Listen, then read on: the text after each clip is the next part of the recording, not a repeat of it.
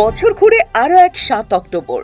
ফিলিস্তিনের গাজা উপত্যকায় বিগত ১ বছর ধরে অনবরত বর্বরতা চালিয়ে যাচ্ছে পশ্চিমা মদতপুষ্ট দখলদার ইসরায়েল। গত বছর শুরু হওয়া ইসরায়েলি আগ্রাসন রীতিমতো ধ্বংসস্তূপে পরিণত করেছে গাজাকে।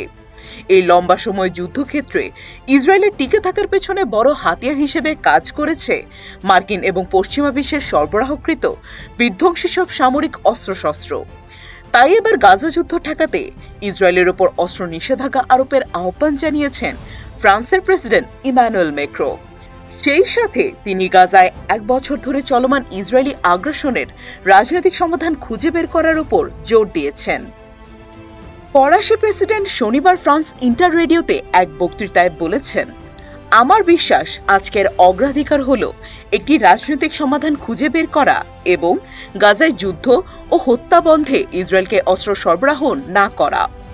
একই সাথে তিনি জোরালো কণ্ঠে উল্লেখ করেছেন, ইসরায়েলকে আর কোনো অস্ত্র দিবে না ফ্রান্স। এর আগে গত মাসে যুক্তরাজ্য ও ইসরায়েলে কিছু অস্ত্র রপ্তানি স্থগিত করেছে ফ্রান্স।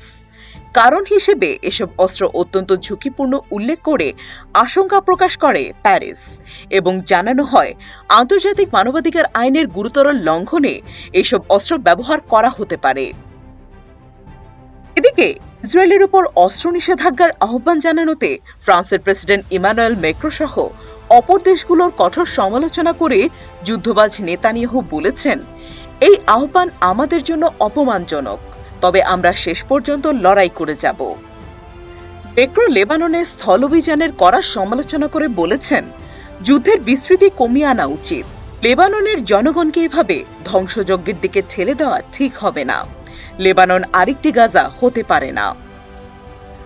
অন্যদিকে তুরস্কের প্রেসিডেন্ট রিসেপ তাইয়েপ এরদোয়ান গেল শনিবার ইস্তাম্বুলে এক সভায় বলেছেন, গাজায় দখলদারিত্ব ও আগ্রাসনের নীতিকে বৈধতা দেওয়ার জন্য ইসরায়েল নতুন করে অজুহাত খুঁজছে। তিনি বলেন, হামাস ও হিজবুল্লাহ আগ্রাসনের যে কথা ইসরায়েল প্রচার করছে তা কেবলই অজুহাত। ইসরায়েল প্রতিদিনই তার দখলদারিত্ব ও আগ্রাসনের নীতিতে সমর্থন পাওয়ার জন্য একের পর এক অজুহাত তৈরি করছে। তুরস্ক সবসময় নিপীড়কের বিরুদ্ধে লড়াই করে যাবে।